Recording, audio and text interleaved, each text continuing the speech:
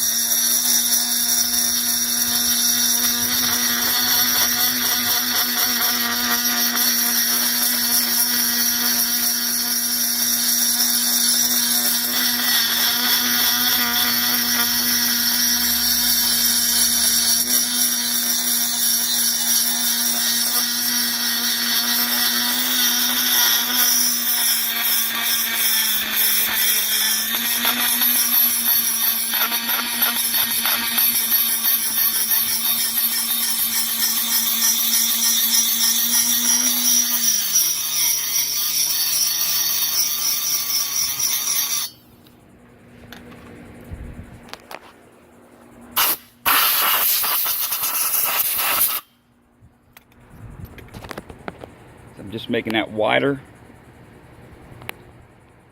I'm not going to cut the base of the cylinder. I'm just going to cut the squish band because the piston's taller that I'm going to be using.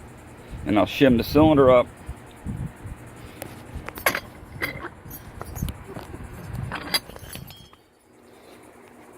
That's that side. And that's the factory inlet. Looks like I took a lot of metal out, but I really didn't.